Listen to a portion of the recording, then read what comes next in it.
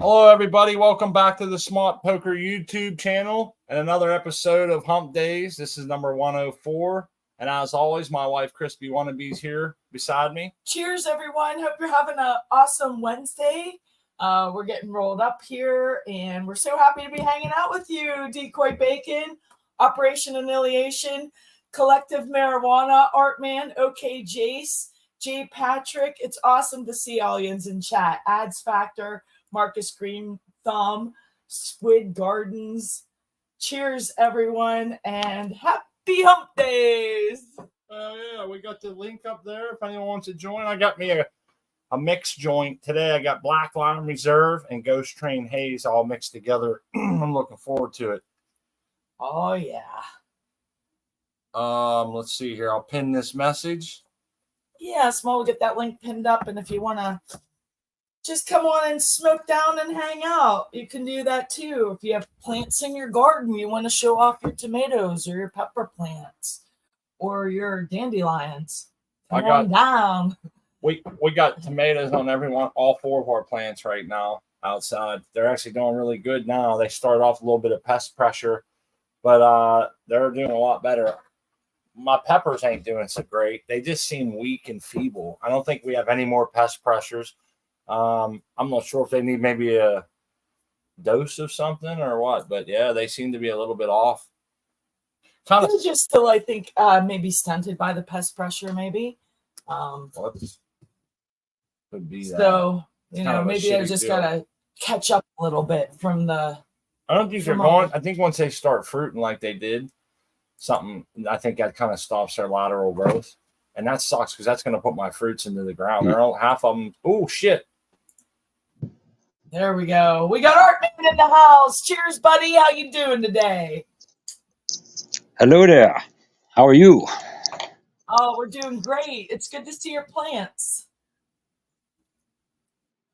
Let's see. Oh, I guess I can't get them all. Cheers, J Patrick, Sheldon, Automation, Decoy, Haas. And we got OK Jace in the house. Cheers, buddy. Marcus Green Thumb. Hell yeah. Hey, Jace. What's up, buddy? Hey, Art, Smart, Crispy, how's it going? Oh, it's going great. Your plants are looking beautiful. It's nice to see Jens's guys' plants because, Smart and I, we actually do have like a little plant that was just we were chucking seeds, so we have a little one we'll be chopping down because it's outside. But it's really nice to see your plants. I feel like we're a little bit in withdrawal. I was rolling a joint outside, and there was 3 seeds in it. We threw them in the thing, and one of them got up. It's just Might as well. Yeah, what the hell, man? Boy, it's a warm one today. I can't seem to get cooled down, man. I took a shower 5 minutes ago, and I'm already sweating again. You ever do that? It's like the shower didn't take. I'm going to have to do it again, man. Yep. Yeah, there. You're so hot and humid. Yeah. I got the AC on now. I'll probably take a couple That's minutes. Rushing home to get ready. Yeah, you want to tell us about your plants first, Jace? Seems like they're the. Let's see here. Oh no, Artman's got his on too. Yeah, that's my bad. Hey, you guys can. Yeah. Who wants to go? Oh, I don't care. Go ahead, Jace. Go for it, Jace. I'm smoking. Yeah, we're all smoking, but whatever.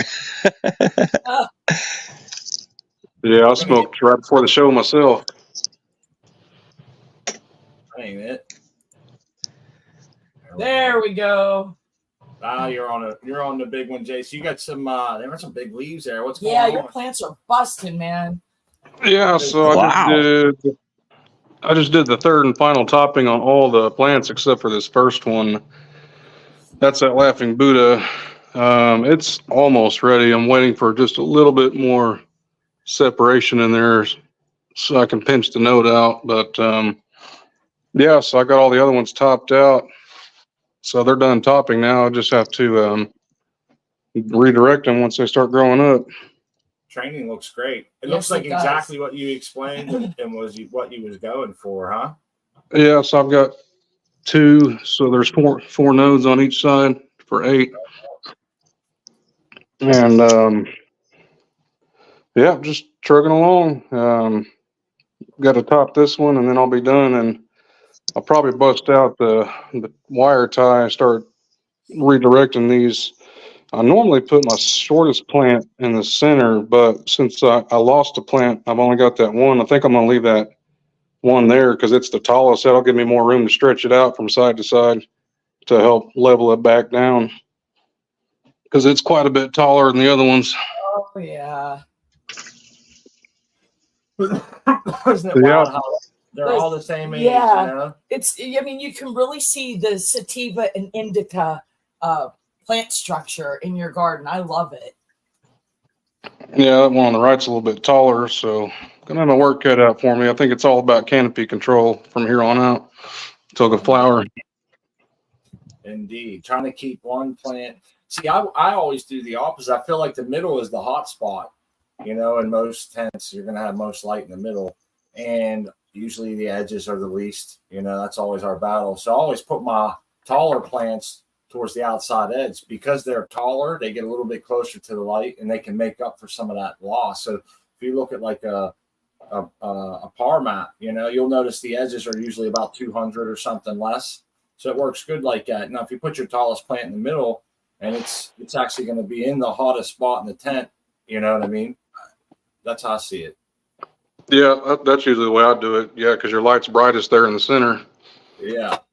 Yeah, but you know, with a taller plant growing like it is, you can train it flat. It can take up that whole middle space where you have 2 in the front, that one in the middle taking up that, train it out. Yeah, and that's exactly what I was thinking. Like what you just said. It gives me plenty of room to really stretch it out because that'll help me fill that space up too. Because I hate having dead space in my canopy. Yeah. Feel like you're wasting. These any higher than the others? What was that? Do you think you'll have to raise any of these up higher than the others to maintain control like you want? Because that's usually what happens to me, especially if I'm constrained. It sucks whenever one ends up having to be on a crate because that's vastly different heights. But sometimes I'll have to throw. I see you got your plant risers there.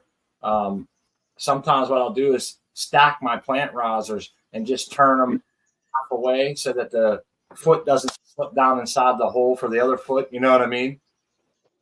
Yeah, I've got milk crates. That usually, well, the last time anyways, it worked out about perfect. I think you'll be able to train that in such a fashion where you're already on top of it, doing such a nice job. If you stay on top of it, you can pretty much control that just by manipulating where they go. I think the front left plant's going to have to be raised, or it's going to lose its canopy share during the bolt. Yeah, I agree. That's what I'm thinking.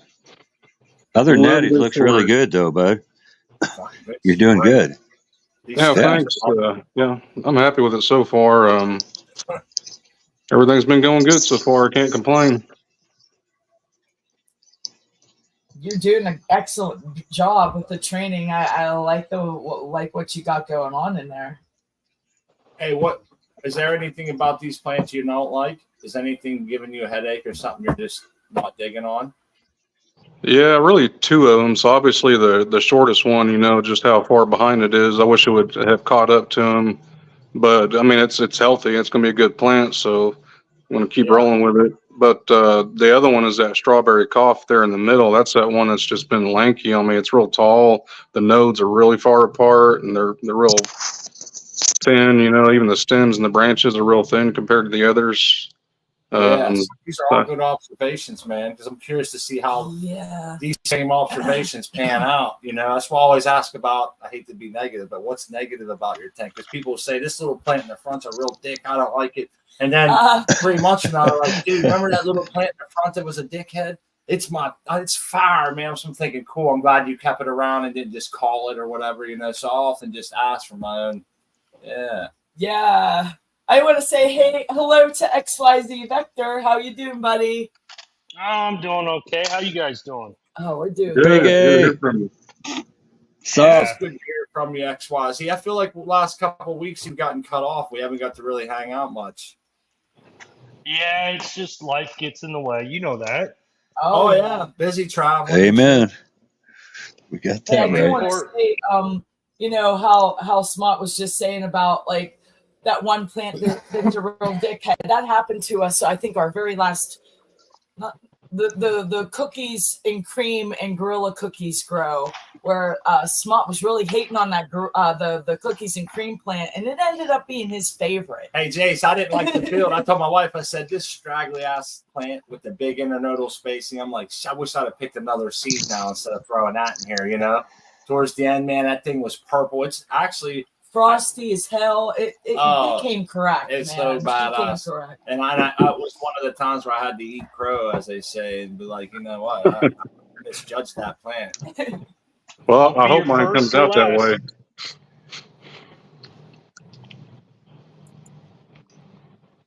Look, XYZ has a project going on. If you're done smoking, Art, man, we can come do yours now because I'm curious to see what exactly you have here. All right. I don't have a lot. I got. Hang on a sec. Okay, that one is the Puffy's golden slurricane. Look at how short it is. Thing's only about probably 10 inches tall. It's one of the shortest plants I've ever had. Huh. It's tiny.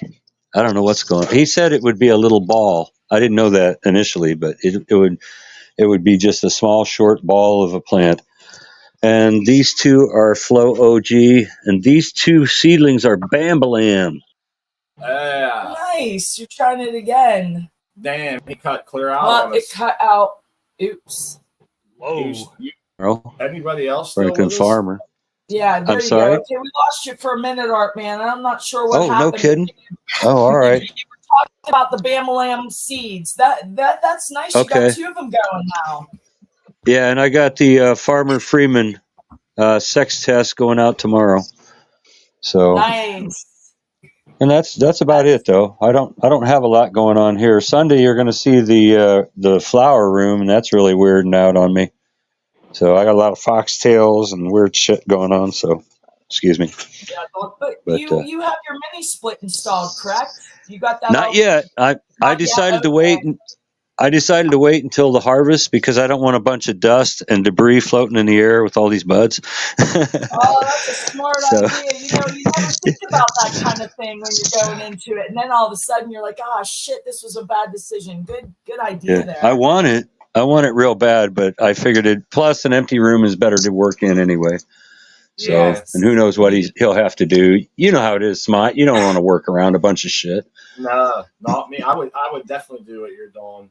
For all Absolutely. The reasons you said. Plus your equipment's in there. You don't want to, it doesn't take but one slip, man, and you're back. Yeah, he won't have any problem with that. But he's a good sized guy. He doesn't need to be going around my grow. So like a anyway, yeah. Oh yeah, he's like 6 foot 270 or something like that. So he's a chunky guy. So, but yeah, he'll take care of it. He's real good at that kind of stuff. So, but that's all I got going right now. So you're up to snuff. Hey, that's pretty cool though. I can see where you took your you said you took a sample. You're sending them in tomorrow? Yeah. I snipped off a piece today and I put it in an envelope ready to go. Nice. Yeah, that's what I thought. That's always fun to me. I like doing the Farmer Freeman sex tests. It's a lot of fun. Yeah. They're quick about it. And they are really quick about it. Exactly. They are. They're very fast. We've had ours take like 6 days, and one time it took 3 days. So I think it depending on whether you send it out on the weekend. And then whether it's a busy mail week or whatever, around Christmas, Mother's Day, or anything like that. Yeah, there you go. Right. So, but he's pretty good. I like him. How much do those tests cost? I think I paid 10 a piece, but I bought them. I think I bought. Yeah, I got a discount too. So, yeah, I did. He gave us a discount when we had him on the show. He gave us a discount, and I bought 10 at a time. So actually, I bought 20. I forgot I bought the first batch. Anyway, I got a bunch of them now, so I'm set. Well, it's an added cost, but I'm sure it's worth it. It is for me. For Oh one, yeah. It can be. And Farmer Freeman runs sales during like the 420 and for Black Friday. I know that they like to do those sales too. So, sometimes you can, and the more you buy from him, the cheaper it is too. Like he'll bundle and save, I guess. Yeah. Yep. I think it's 10 for 100 or something. Don't quote me on that. Yeah. Unless it's on one of those sales, but they have those. He has the smash cards if they're going to be sending from far away. Remember he was telling us about the smash cards. That's you can neat. grind it in, or if you have like a can't send out vegetation or some shit, kind of a ban or whatever. They also have the hot latent viroid test now. Make sure that people can test for that. They do. They have a few other vegetable and fruit tests as well. So. And it's kind of like in my mind, I throw it on the scale, the triple beams, right? On one hand, you have you could just grow it out, sex it yourself, call the males, blah blah blah. But then you got to realize the real estate you're taking up in your grow area for something that's not going to produce either medicine and or product for profit. You got to realize how much lights you're going to use, how much AC you're going to have to run for, say you grow 10 males, by the time you figure that out, you've been through veg. Now, if you're in soil, your veg time is going to be much longer. That extends your light, that extends different things. Now, obviously, you guys can continue working through that and play the tape through in your head. Sometimes that $10 and sending it out that early in the grow is your return on investment there is much better than to see it all the way through to the bolt and sex it, Yeah. If I had a lot of plants, I might reconsider it too. I mean, if I had a dozen plants, that'd be a hefty little charge. But, it depends what you're doing. I only do a few, 2 or 3 plants, so it doesn't matter to me.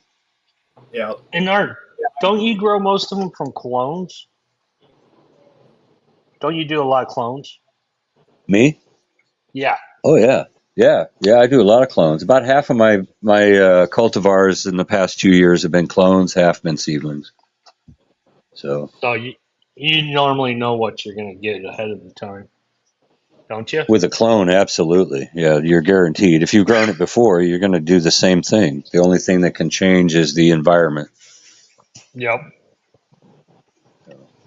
But seedlings, they can be all over the place. Now, I've heard there's a couple different types of cultivars or phenos of bambalam too. So I don't know which one I'll get. I think one of them is a little fruitier.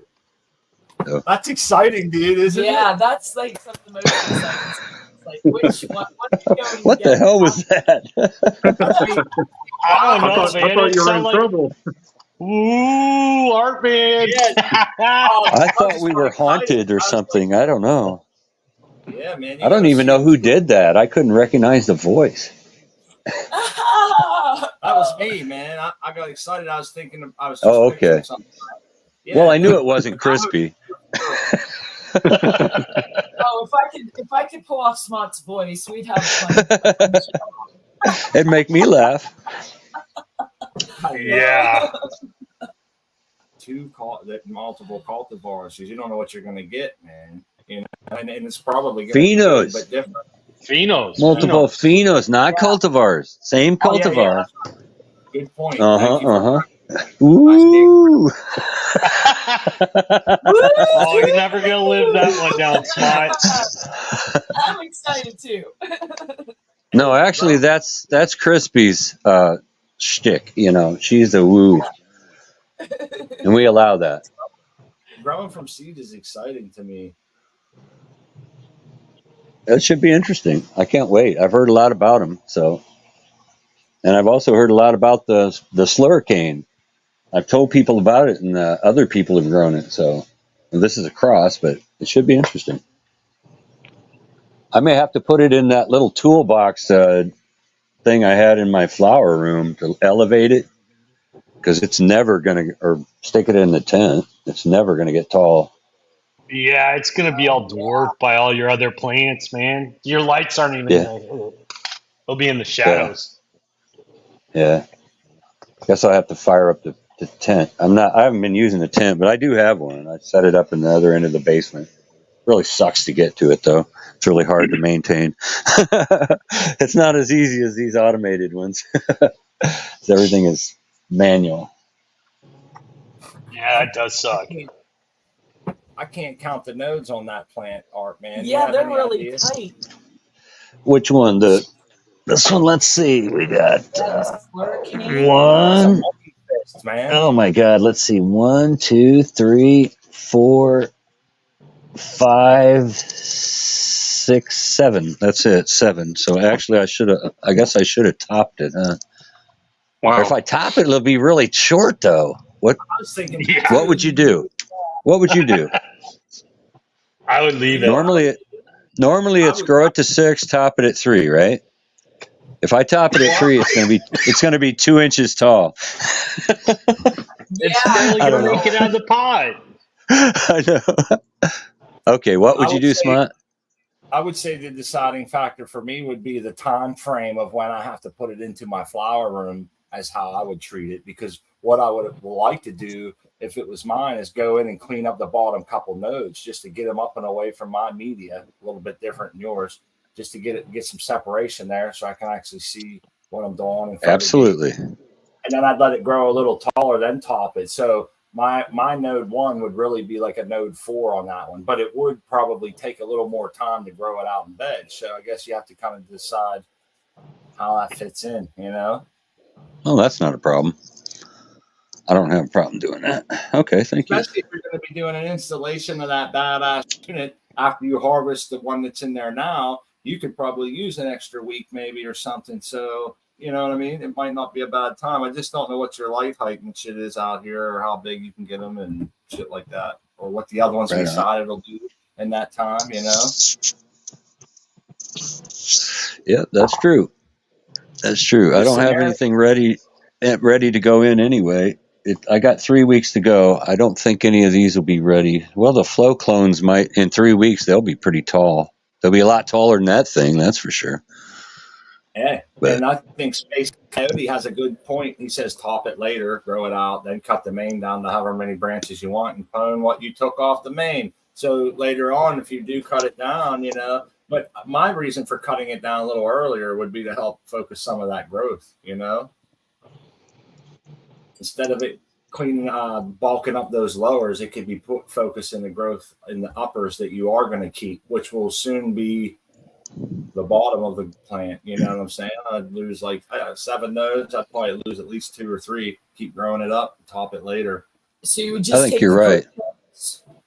I was going to clean up the bottom. I always do that before I move it into flower anyway, but I was going to clean it up and then let it grow some more. So Sure. Sounds good. So yeah, sounds good. On that same thought process. You was on that same path. You just wanted someone to kind of maybe see confirm it.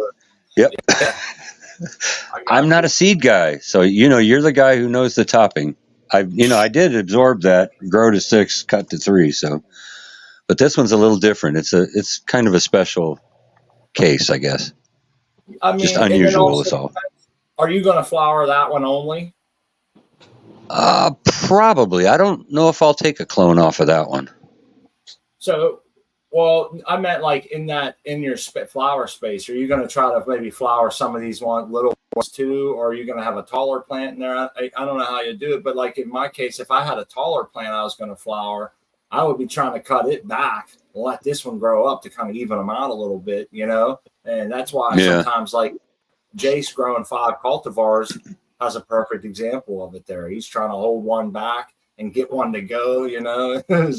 It's pretty wild. It's fun, but sometimes it be frustrating. And it requires a little planning sometimes. Yeah, you got to be expecting that kind of stuff when you're growing all those different cultivars and different strains that, you know.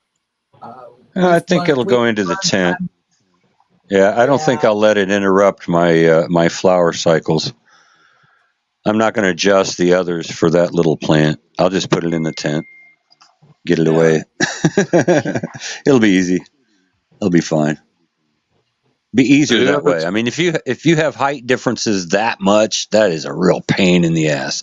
Unless you're Oh, yeah. like now Weed Nerd, he had before he won that fantastic, beautiful new light, he had like 3 different lights, and he could adjust them, individually. And he says he misses that part too. He loves the big light, but he really liked the fact that he could, raise those little ones up and down to match just his individual plants. Yeah. So Otherwise, you're stuck with moving your plant up on risers and like lowering plants. And in your system, that's very difficult. You can't do that. Like, that's not easy for you to do, Art Man. Like you said, you'd have to have that separate box that you made to maybe get some out of it. So I don't think I'll even put it in there. I wouldn't want too many separate lights, and the reason is you want uniform densities. And when you start having different heights and shit, you can get spots where you lose the array effect, where one overlaps the other, and you can actually have low light spots. Now I know a lot of us have sensors and shit, we can check for that, but you kind of have to be careful when you have drastic different heights, because you can really, it might not sound like it, but one plant will lose because you have your height so high on the other light that some of that is actually hitting the back of another light and doing nothing, So you'd almost be better off having one light, uniform density over the canopy space, even if the canopy is a little bit different. But I see what people do. I don't think a lot of people have that drastic of a height difference, and it does help them tweak 6 inches, 4 inches, whatever. And I think if you really understand light science, you can get away with it. But I think somebody listening there buying a 4x4 and 4 little lights to put in it could kind of get in trouble in that same instance. Right. Well, I think he was buying them. He added his lights as he was increasing his grow. So it wasn't like he bought 3 or 4 lights. Yeah. But if you have a par meter, you don't have to worry. No, so that's where you can measure each one and do what you wanted. There are definitely disadvantages. And it's also inefficient to have 3 lights covering where one could. Indeed. There's there's pros and cons to everything. And sometimes in his situation, he ended up with enough lights because, like you said, he was building up to it. So like you said, it's different going out and buying 5 lights for a 5x5. There you go. Yeah. I don't recommend that, by the way. I wouldn't. I'm not a light science guy. I don't pretend to understand, but I think that would be a mistake. I think in almost every situation, it's always going to be more advantageous for the grower to train and or raise the plants to equal canopy where you have equal density, Indeed. But I agree. I like when we talk about that shit because it's thought provoking. It can really make you start to think about how that works and how light works and how, the inverse square law, the higher you go, the more light spreads out and it decreases immensely by magnitudes of whatever they say, but yeah, it's really, there's our buddy Steve person. Go ahead. I'm sorry. I said decreases by the square of the flare of the hypotenuse of the triangle. That's it. Hey. Yeah, something like that. Indeed.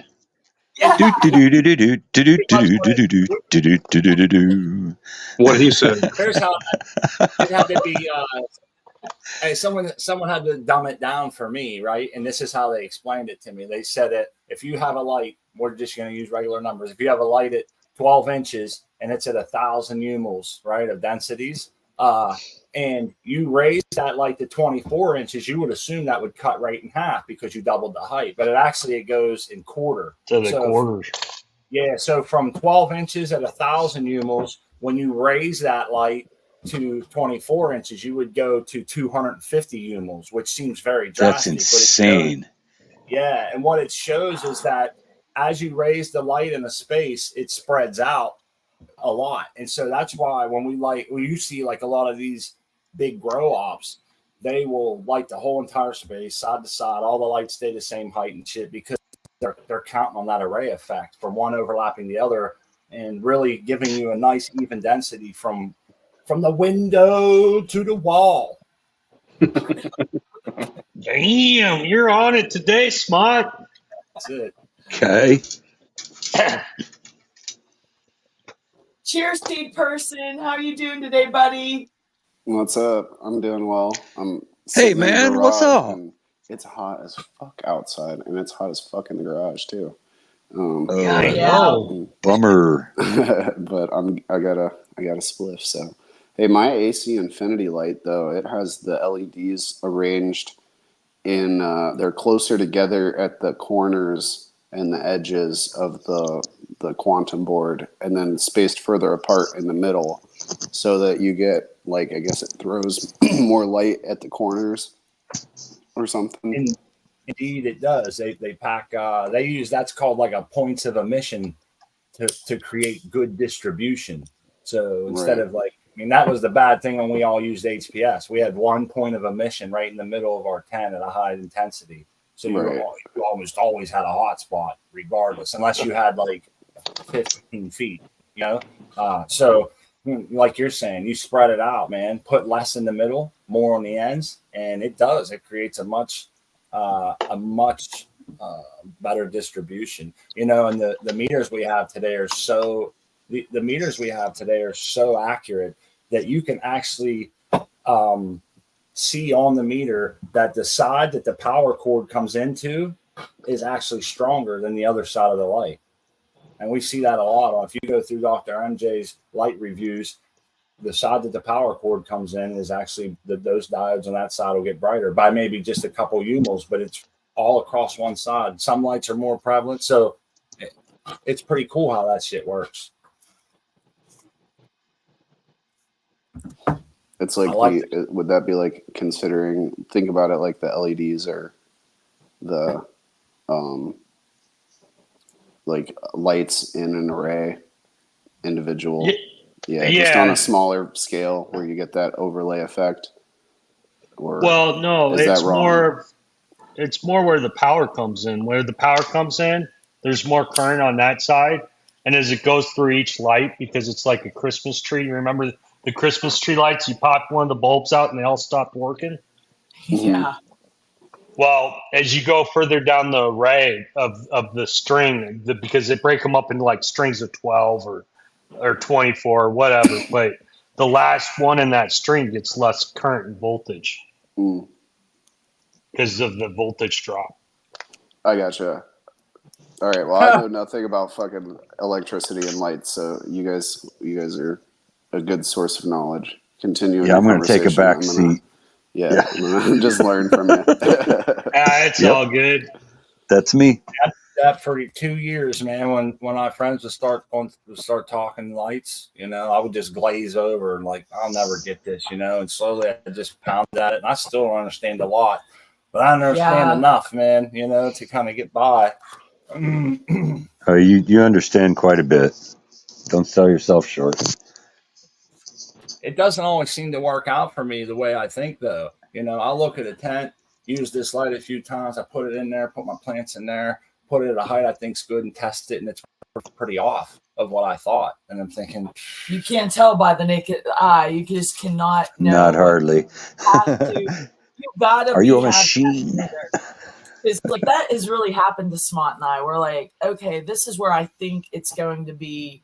You know, based on previous grows. You know, previous grows. I think that we'll be at about 700-800, and it's 500.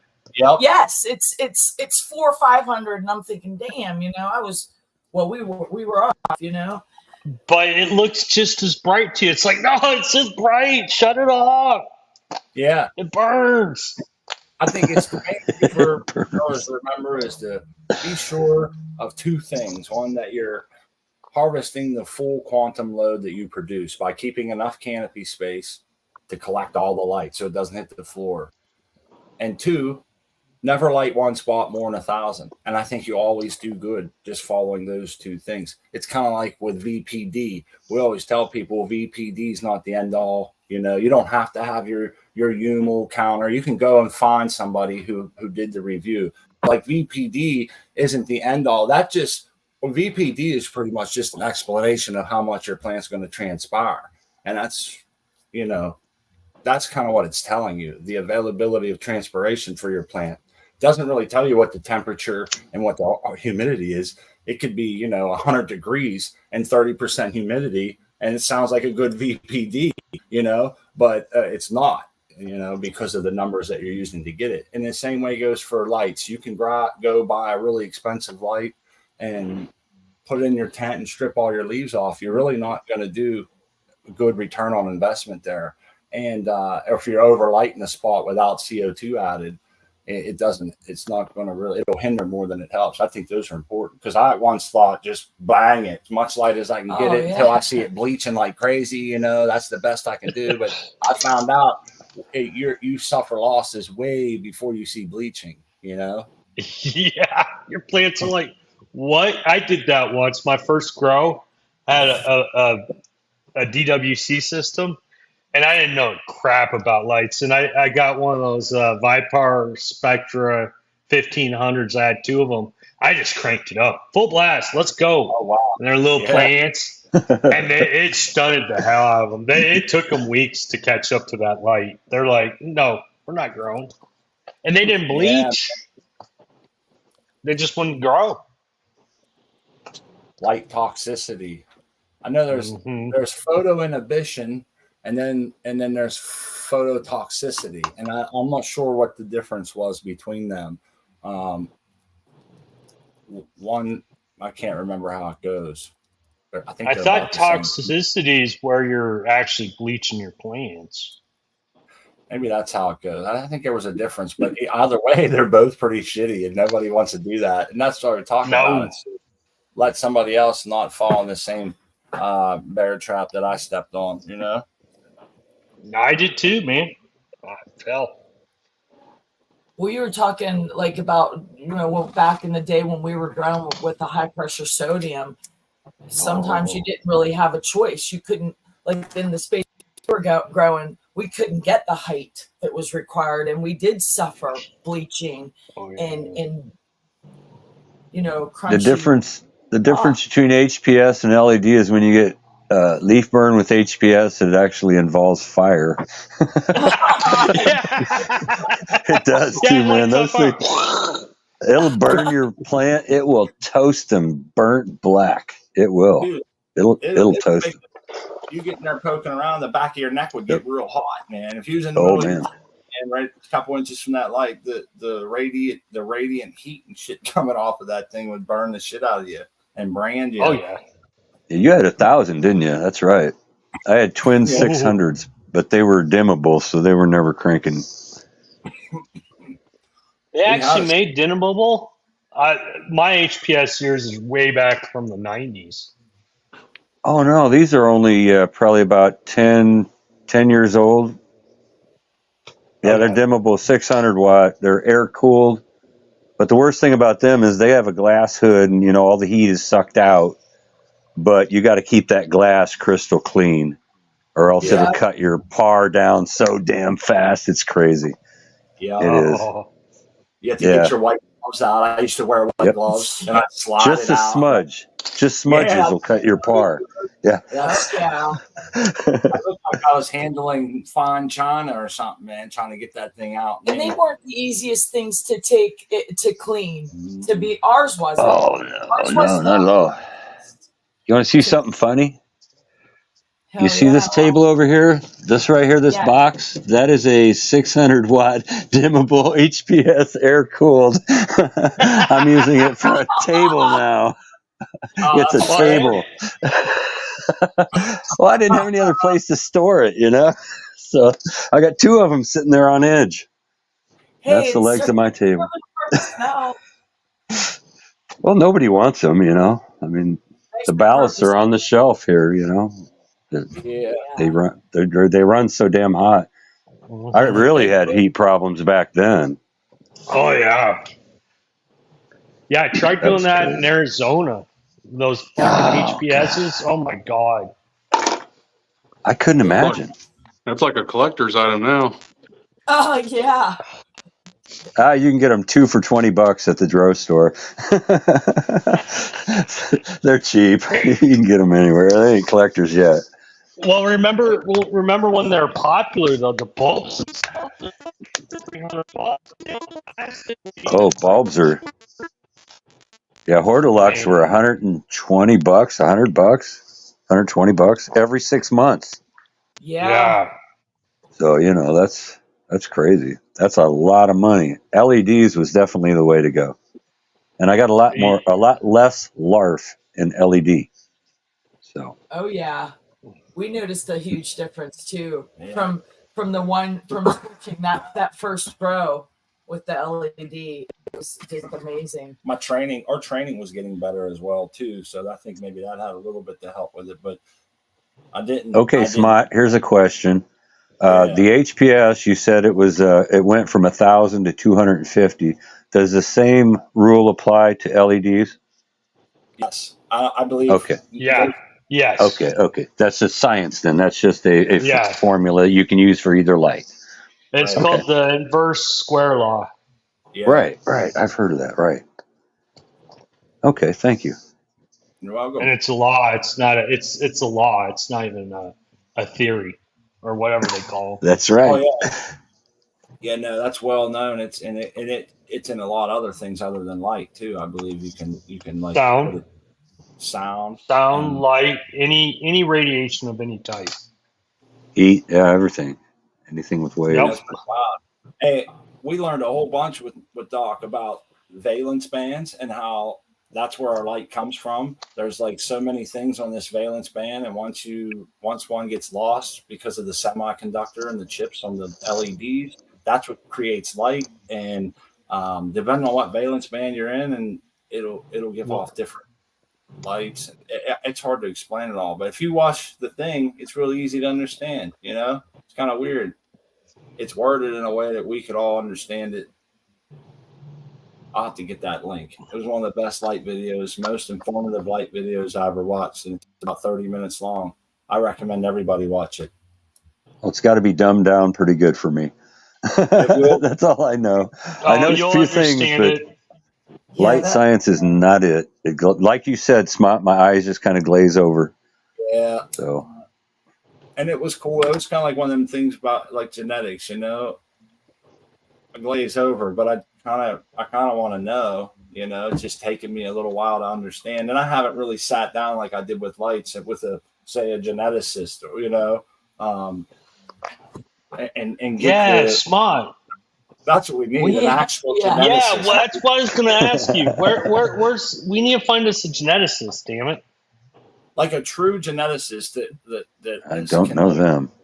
I know, and I feel like that's who I need to ask questions to, and it needs to be someone who can like just understand the regular guy. Like, hey, what's going on here, and why is this happening? How do herms get in there? How do we get those out? Is there a way to look for them? Why can't we do better at this or that? Or basic shit's what I really need to start with,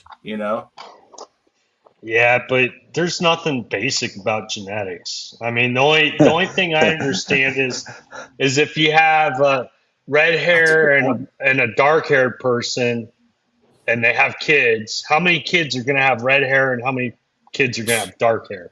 I thought it was eyes, blue eyes, and I'm just picking hair, blue eyes. It doesn't matter. Baldness, everything. Baldness too. Thanks, Mom.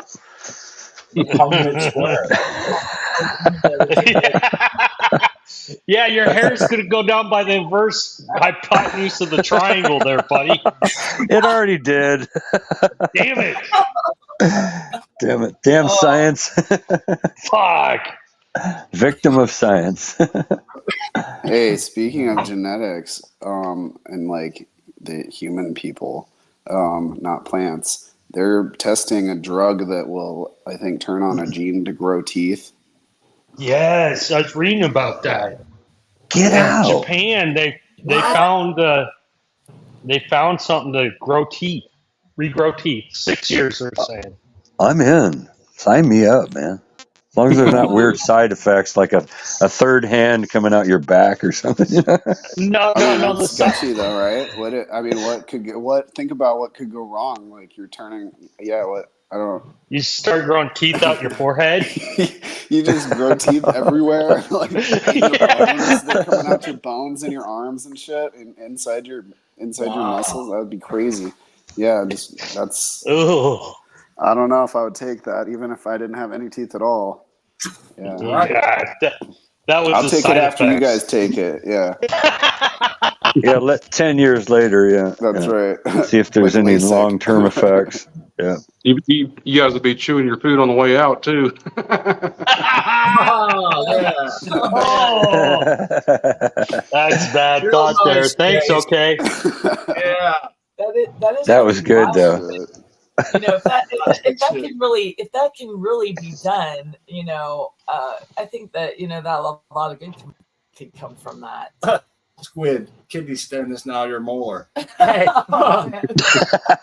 that's wild. Hey, I did see a long time ago, man. They had they were talking about some sort of an enzyme or a bacteria or something they would introduce to a child's mouth early on, and it would stay there forever and outcompete the cavity-causing bacteria and shit. And they were trying to work on this, and I was thinking, man, that would cut out like all toothbrush, toothpaste, dentist problems, everything. And I'm thinking that's never going to come to market, you know. But wouldn't that be cool? They're going to find it. One guy's going to know about it, and then nobody's ever going to hear about it again. Yeah, he'll disappear. Yeah, he'll sleep with fishes. Yeah, I think they'd be lobbied right out. The Illuminati has joined with the American Dental Association. Hey, I was seeing this thing the other day. Here's a cool one, and it said that they're like this is kind of goes down the same road. Like a lady has certain enzymes in their guts and stuff, you know, and one of the only ways that we know that we can transfer that enzyme into our offspring is through breast milk. And they said it's crazy because the woman will never lose that enzyme her entire life, except when she's breastfeeding. The body will encapsulate some of it, put it into breast milk. And then they said the ladies that did that were 4 times less likely to have breast cancer over the next 20 years in these studies they were doing and stuff. But they said that was the only way to introduce that enzyme into your children. So mothers that only feed canned stuff are actually doing their child a disservice, you know, because nature, you can never do better than nature. But when I heard about that one thing, I was like, wow, it's crazy. And then like then we get it in us, and then, you know, pass it on, and that's how it keeps going. It's like that. I find that very interesting. There's another cool. What was it we learned? A woman will have every egg she will ever have her entire life by the time she's 4 months old in the womb. And so that's what that's weird. 60 years or some 50 years of eggs all in 4 months in the womb. And I thought, man, nature is so amazing. And I know it's a plant show, but how many examples is that where you hear something and it just takes you a minute to kind of walk it through your head thinking, wow. Yeah, that really blows my mind, Sue Person, about the teeth thing. Yeah. You know. Teeth. Yeah. Tangentially to growing, and also kind of related to the breast milk thing, there's people that do gut biome transplants. Ooh. And you can get like the microbes of like really healthy people, and then they put them inside your body, which is kind of what we do with our plants. If you're growing organically and supplementing with like mycorrhizae and stuff, you're building like a biome of microbes, and it's the same thing works for people's guts. That's a really cool way of looking at that. I'm going to be thinking of that like a lot differently. Mm-hmm. That's wild. You know, my wife heard something recently too, and I'm not sure where it came from, but I thought it over. I was sitting out in the garden this morning drinking my coffee, thinking it over, and it was about milk thistle and how beneficial it can be, and that they said that people that had pretty severe arthritis would go and get milk thistle all over their legs. You know how I don't know if you guys know what milk thistle is, or if you've ever had those stinging nettle. Or the stinging nettle, yeah. Stinging nettle. We had that the little tiny little white things that were stuck all through this person. The next day, their arthritis was all, it didn't hurt. It was like less inflamed, like a lot better than their pills. And so like getting the stinging nettle to them did something inside their body that did a natural release of something that helped their the arthritis better than any kind of pills they were taking. I guess was it whatever she read. But isn't that wild how that shit works? How nature, we kind of got away from that. I think for a long time, our ancestors would have known about that. And you know, a lot of these things, the teas. The medicinal plants that just. I always blew that shit off as bull. I always thought it was bullshit. You know, I always thought people were whacked. I know until you mentioned you heard something. And you actually have a friend who is willing to try it and say, yeah, that really worked for my arthritis. And I'm like, wow. Yeah. You know, I heard this on a show. Why don't you give it a try? And, you know, to hear someone say, yeah, that's pretty wild. I'm going to do that. I'm going to get some seeds and I'm going to grow some stinging nettle plants in pots, and I'm going to take it down to the old folks' home and I'm going to test it on my hair. And then I'm going to see if it works. And if it works, I'm going to sell the plants to the old folks for like $20 each. Dude, there you go. Like an entrepreneur, if ever I heard one. That's a good price for them, $20 a piece. Hey man, it's like an eighth or whatever. So yeah, an eighth. You can get an eighth and a stinging nettle plant for $35. The milk thistle was good. It was if you used it correctly or something, it was supposed to be good for some. And I like hearing that stuff, but trust me, I'm not running down the road on the side of the road and cutting down any stinging nettle or milk thistle or nothing, because I don't know. It's just. I thought it was cool that stuff actually goes hand in hand. Yeah, when you find like any type of pain relief that you can get a hold of, or you know, doing different stuff with different plants, I think it's pretty wild. It's cool. Hey, Cake, the cup's asking you are, man. What's that? Cake in the cup there in the chat saying they need something to binge. I got a heat. I just gave him a suggestion. Firefly. Where's it? Firefly, that's not bad. Oh, okay. Yeah, it's science fiction. So XYZ's thinking of Weeds. That's a good show too. Yes, Weeds. Thank you. The ending sucks. The ending sucks though. I never made it to the ending. For most shows. I never made it to the ending. I always got my harvest done by then. Anyways, so hey, Smart, I got a question for you. Yeah, man. Yeah, so I'm working on this little contraption that I'm going to give to you. Okay. How many relays should I put in it? 1, 2, 3, 4? Each one of these can control a device. Well, that's what I was going to ask you. I'm not sure what a relay does. Honestly, it turns on and off one device. You mean like one pump? No, like a light. The pump doesn't count. Pump's like controlled by this thing. A fan, a light. You're gonna have to make that real.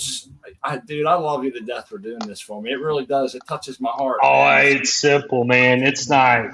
You're looking at the most complicated part of it. But yeah, our friends are so good to us, man. It does. It makes me. But anyhow, if you make it real dumb proof, man, that'd be great. Like, click here to turn light on. Literally, I need like writing like that. No. It's more like what?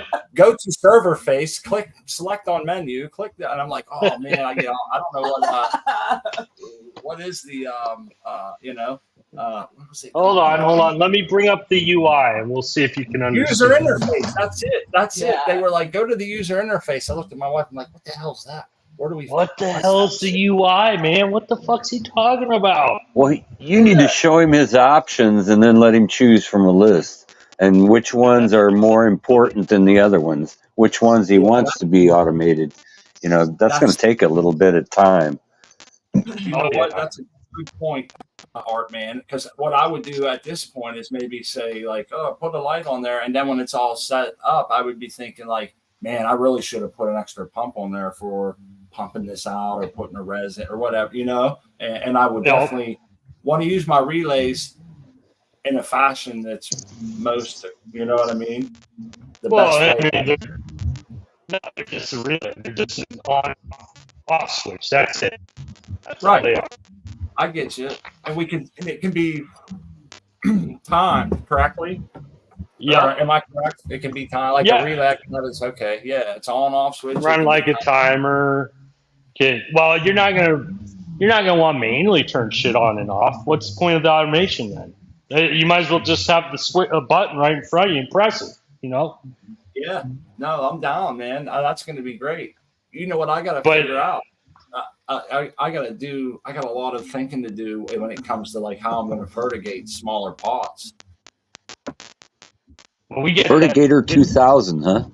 Yeah, that's how you're going to do it, my friend. We want to That's an impressive name. We want to get square pots. I got to get on this. I want to buy them so then I'll know what I'm getting. But I want to get square pots that have the volume of like 2 solo cups, roughly. Make them smart. I've been looking for them like for a month. They don't make them smart, buddy. So you're saying I got to make my own grid? Well, hold on. I'm lying. They do make them, but they're not the fabric you're thinking. Here, let me go grab one. They can be the little tiny flimsy one grow and throw away deals. Yeah, okay. Well, here, then AC Infinity makes it. Let me go grab one. I'll show you. Okay. This is what I'm gonna cut out.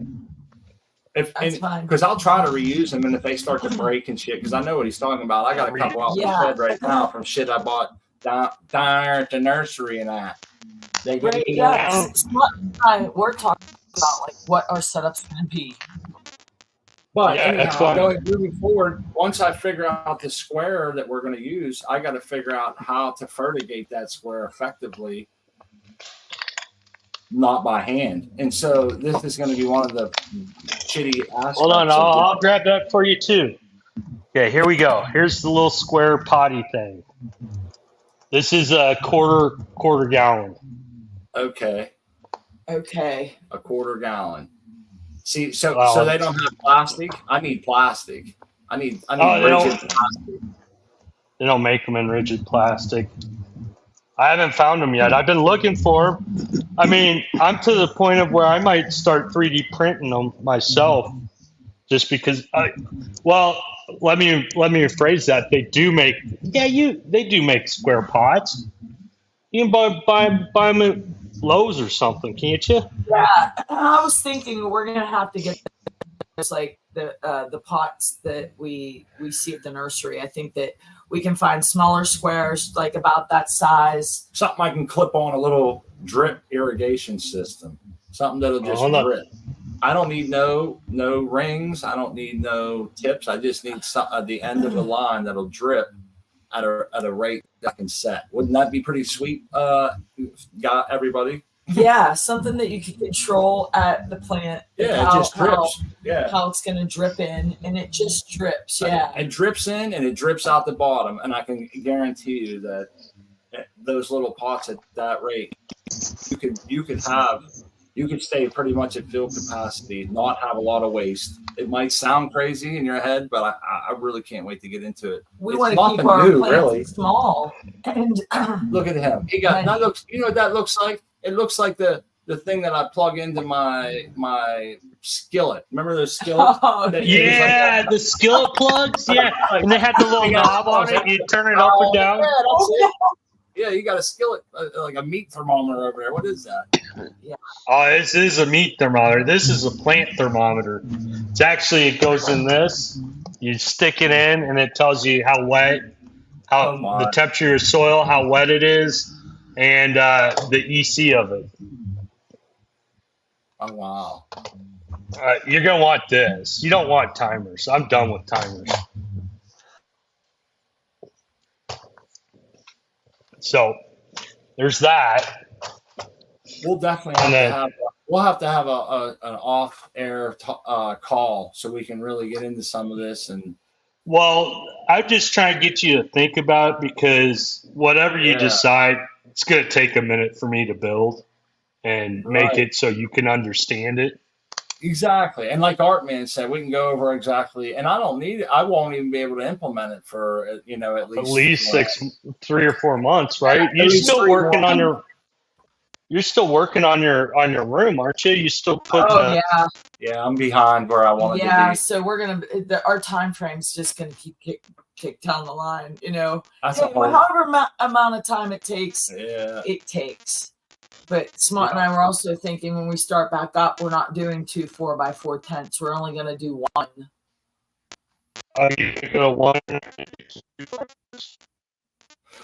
We always say 2x4s. We say 4x4s. We already own this. We already have. We figure if we can get something going with what we own, at the moment, I don't know. Here's the real thing: is my heart's hurting because I'm not growing, man. I sit outside with my plants all the time.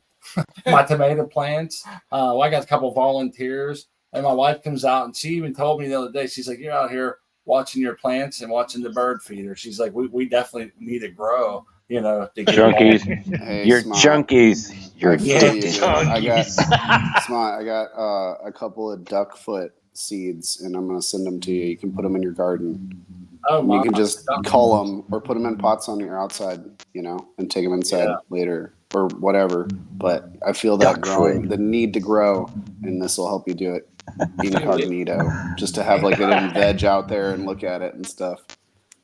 Yeah, we have some big ass freaking cabbage plants, dude. I swear they're like 3.5 feet across. I'll get a picture of them. Huge leaves. I was blown away. I'm like, holy, they really got bigger than I thought. I didn't know. I've never grew cabbage before. Then a couple of my pepper plants getting bullied and pushed around by these big. And it's only 69 cents for a head of cabbage, but I just want to grow my own because I want to see what it tastes like. Sometimes you have to pull the plant, like the pumpkin that's just growing, because we threw our pumpkin in the garden after Halloween was over, and it grew a pumpkin. We're starting a pumpkin. I'm like, rip that thing out of there, right? Oh, come on, pumpkin patch. I'm letting it grow. Hey, this is another. It's growing.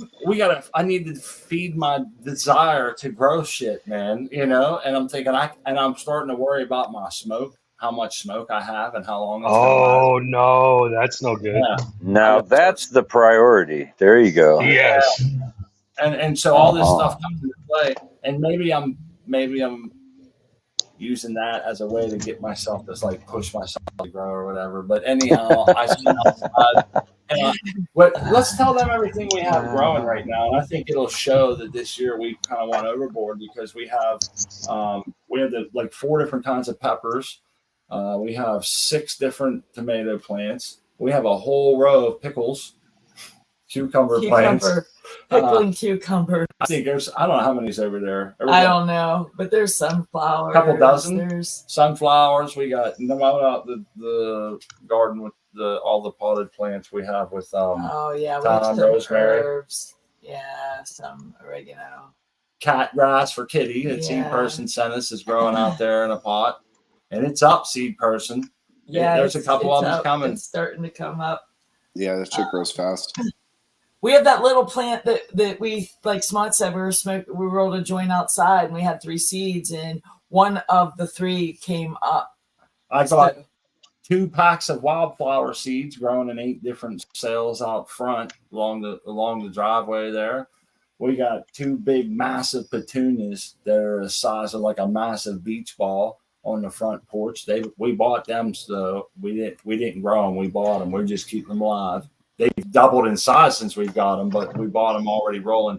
And we have all this shit going. And my wife and I are outside watering all this stuff every night. Plus, I'm getting bit by all these mosquitoes and whacking myself in the face yesterday trying to water all this shit. And yeah, man. Well, that's because we didn't prepare and get out there early enough. But I love it, though. It's filling a void inside of me that is a son of a bitch, man. We have a hydrangea plant too out there that didn't do good last year. It just didn't bloom at all. It never got any flowers, but it's doing so good this year, and I can't wait to see what color my flowers are going to be. It depends on the pH of the soil, I guess. Yeah. We learned. We also have our roses that have not rooted. If anybody remembers, Oh, that's right. Roses, they haven't rooted yet, but those leaves are still nice and green. Yeah, I don't like. They said like 14 to 20 days. It's day 18, and I don't see anything. So. No. And the cut end is starting to get a little bit brown. We keep changing the water. I don't see any roots coming out yet. Like don't roses need like a low pH or something? I'm not sure. I think they need a specific pH. Yeah, because it's. I knew a guy who his basement was all torn up because he had the previous tenant grew roses competitively, and he dug up all the cement and like planted them straight in the ground and put a big light in there and shit. But they have like specific, very different requirements than cannabis. Oh, that rose game's pretty competitive, I hear. You know, there's big money in it. Yeah. Look into that pH because I just found the information online. We used the cloning powder.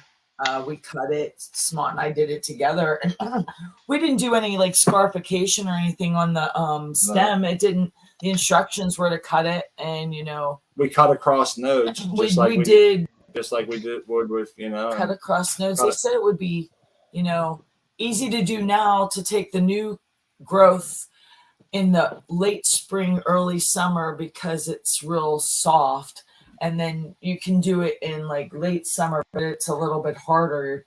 Your success rate might be a little bit more difficult, and I figured I'm new at this, so I need all the help that I can get on it being easy. So we'll have to maybe try that. I'll look into the pH. You said low pH seed person. They need a low pH. Yeah, Squid Garden says 3.5 to 4.5 pH.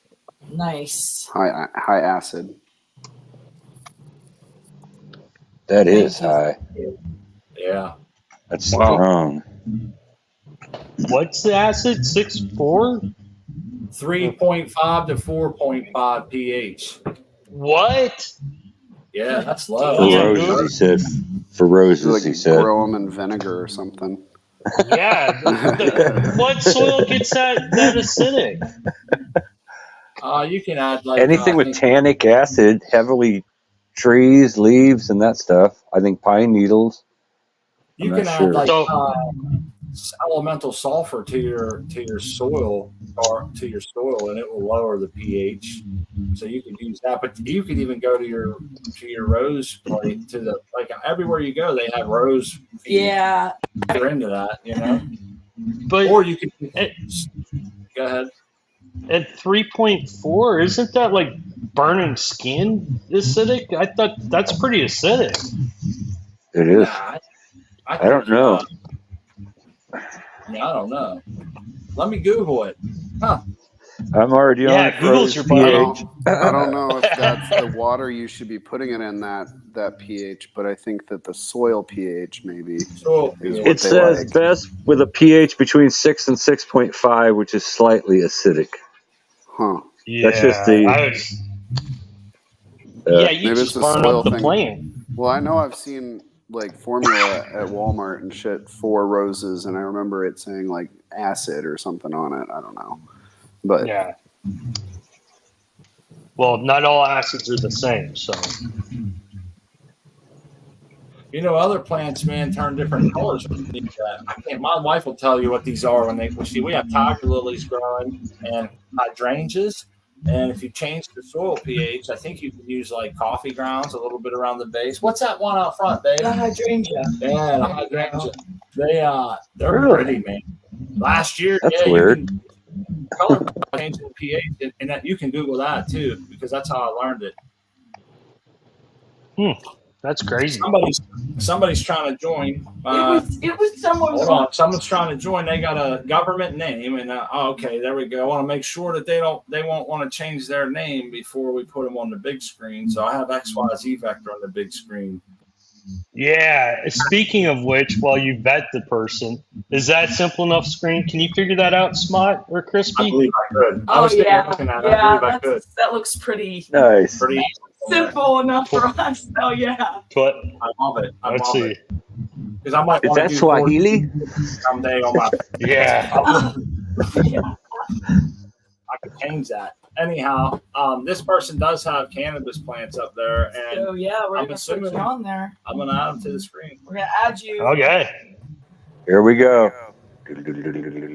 And welcome to the Willie. show, Willie. How you doing? What's going on? I know I got my government name on there. It's all good. We're in the legal. Hey, state. Willie. Oh, that's Kiva Man. Okay. Oh, Hold on. We Oh, gotta hey, get man. we're gonna hook up with the mic. There you go. Just wanted to come That looks up. nice. This 3x3 powered by a 300-watt light. Looking Nice. good. Looking good. Oh yeah. Trim them up pretty good, you know, to my best abilities, you know. Looks nice. I just had to put some strings in here to hold them up. They was falling over on me.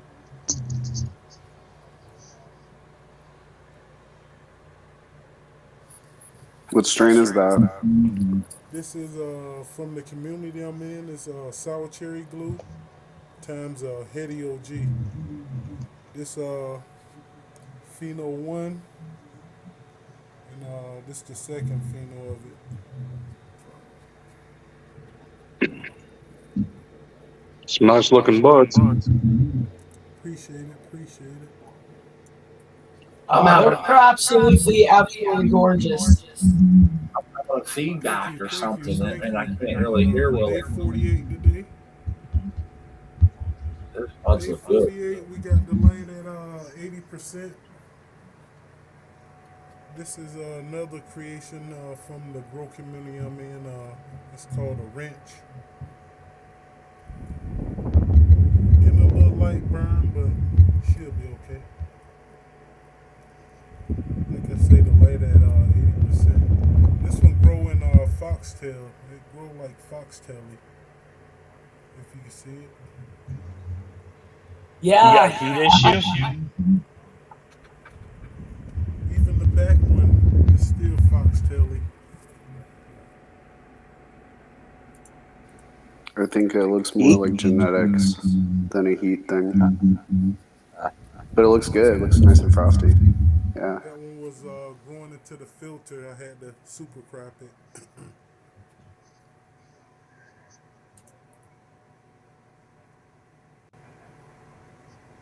I adjusted the mic settings to sound good for Willie. And I don't know.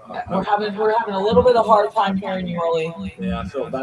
I mean, it's a beautiful tent. I just wish I could be more engaged with you, but I have a hard time hearing you. So horrible. He's the only one who isn't echoing.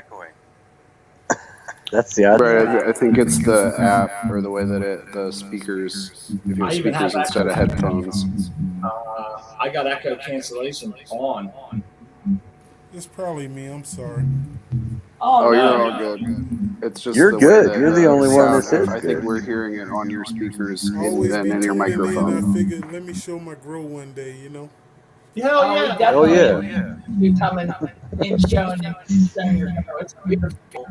These buds No right problem. here, they was hanging out the tent. Like, I had to put the string up to hold them up. Oh yeah. I like it. It's the green yarn, man. Yeah, the yo-yos. I think it adds a certain beauty to the tent when it has all I those need screens. to I like invest that in one. some yo-yos for sure. Hell This yeah. is my first time using 2 trellis nets, Yeah. and I think I probably should have used 3, but you know, I'm just learning. So this probably my 7th, 8th grow. So every grow we try to get a little better, you know. Right on. Looks like you're doing great. Yeah, you are. You're doing excellent.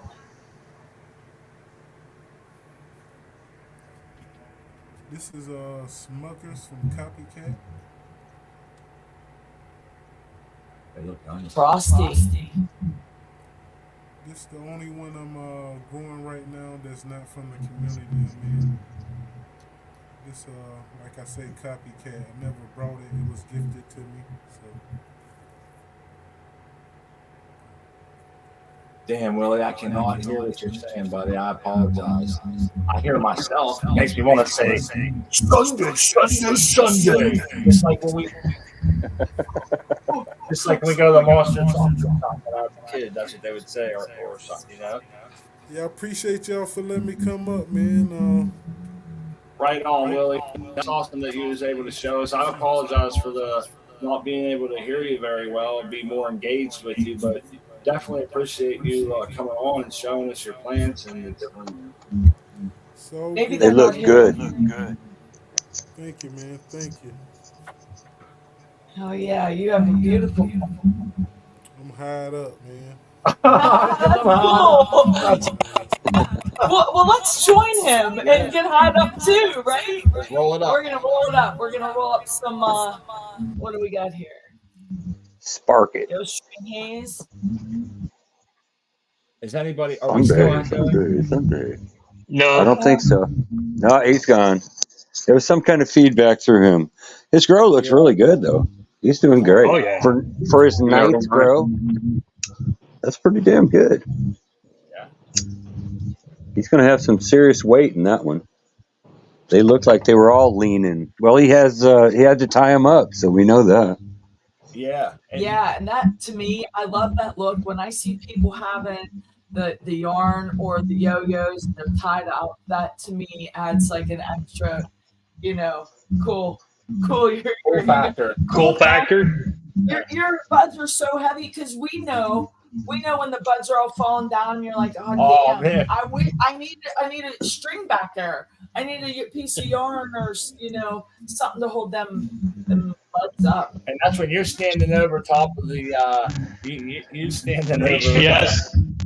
Well, you're standing over top of them proud as a game rooster, man. Like, check out these buds. I had to tie them up. They got so big. And it makes you feel good. So when you see that, someone's having a pretty damn successful grow, and they're probably in their fields, man. They want to show people. And I love that. I think that the pride that comes along with growing shines through, and it's a good way, it's a great feeling. I love it. You can hear the people's excitement.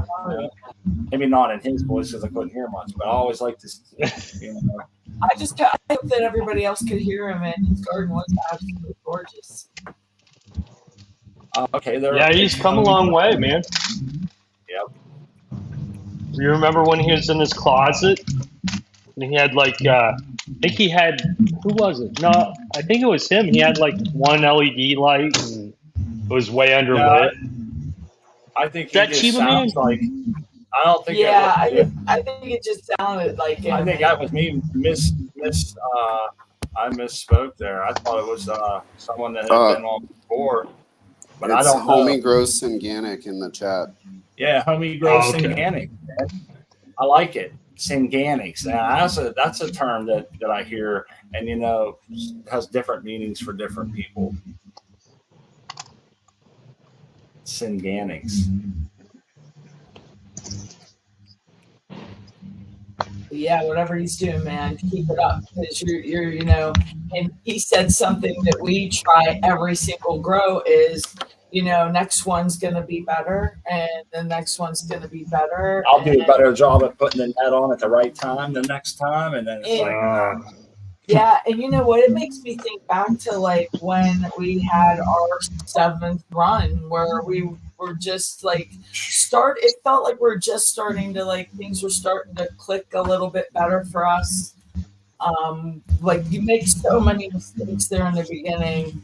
Well, at least Smont and I have like so many things that we weren't thinking, we didn't know. We all did.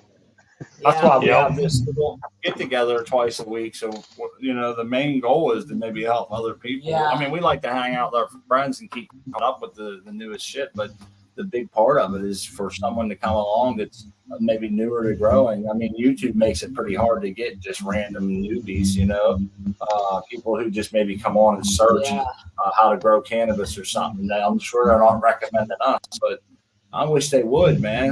But that's part of it, is to impart all this knowledge that we picked up through trial, error, through being in these chats for year after year. Even like, our friend so and so did that. They said it didn't work. We're not going to try that.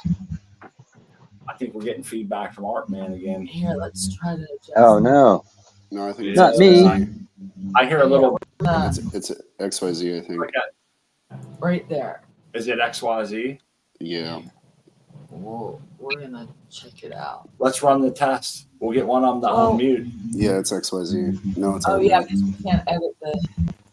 Well, XYZ's muted, and I still hear it when Art Man's off. Okay, let me mute then. It sounds like someone bumping a microphone against the wall real easy, just a little boom, boom, boom. Like in a nightclub, someone bumps the microphone real easy. You hear that? I don't hear it right now. I'll mute. Tell me if you hear it. All right, now. Nope. No. I don't hear it now. Is it XYZ, you're on. Nope, I don't hear it now. Unmute. Okay, Jace. Or is it Art Man? Well, mine's unmuted now. I have a wired earphone on right now, a headset, so I don't have my other one. So it could be my wireless signal, my Wi-Fi. Are you wearing I don't your know. Wi-Fi hat, Art Man? Yeah, that's it. That's it right there. He's got to put that Wi-Fi range extender on his head. Yeah. Yeah, that's about all I can do. Or you're all good. Or buy a new PC. Yeah, there's my options. Those are shitty options. Now, so maybe it was. She's I messed with the things. I mean, some of them that won't let me click like more than 2 options, and when I click 2 options, it kicks one for me. So we'll see if that works. Smart and I recently learned a little bit about. She edited your I'm mic trying settings. I'm trying to edit your mic settings, and we'll see if that noise cancellation helps. Do you have the gain too high on it? I don't know. I don't hear anything myself. Yeah, I don't hear it. I don't hear anything. Does anybody else? No. It's settled down a little bit. Right. It's not me. No. Well, cool. I was muted for a bit there, so I want to make sure. No, we're good. We're back to good. I think we're good. I'm gonna roll this joint. We're gonna roll up, and we're gonna get. They'll play the settings in there like DJs. Yeah, for the show. live mixing on the show. Yeah. I got 2 turntables and the microphone. You know, I need this doobie now. I got a doobie from last November's Flow OG Harvest. I'll tell you what, half a doobie of this stuff is pretty strong, noticeably better. So, yeah. And while I'm speaking, I got now you just wait a minute, buddy. Yeah, I will. Okay. I'm going to command. No, wait a minute. I just wanted to say that Sunday, for our friend Hooley sent me a bunch of seeds. Okay. He's got one that tastes like grape, one that tastes like strawberry, and he sent me an assortment of other stuff that's not his. So we're going to have a grower pack on Sunday, but it's only going to have a couple of his, but it's going to have bonus from other companies. So anyway, that's all I had to say. That's awesome. Sunday. Sunday. Someone's gonna be lucky. Exactly. Well, we need to get that echo back. Yeah, there you go. The echo back. No, he found out that I was giving away seeds, and that was one thing that he was really into, and he thought it was a great idea. So we're on. Thanks, Hooley. You demand. Right on, Hooley. That is awesome. So if you're listening, tell your friends and come back Sunday, 12 noon Eastern time, and hang out with us. And you'll be lucky winning some seeds. That is awesome. Thank you, Art Man. Yeah. I'm excited. It's a great thing. Hey, I started out with no genetics, so. Yeah, we all did.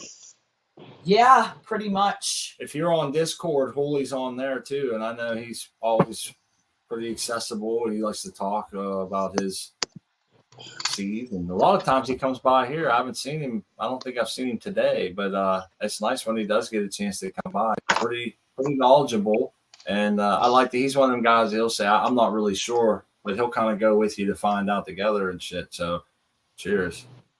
He also sent me a lemon cross. It's 2 lemons crossed, and I can't wait to try. That's one I definitely want to try.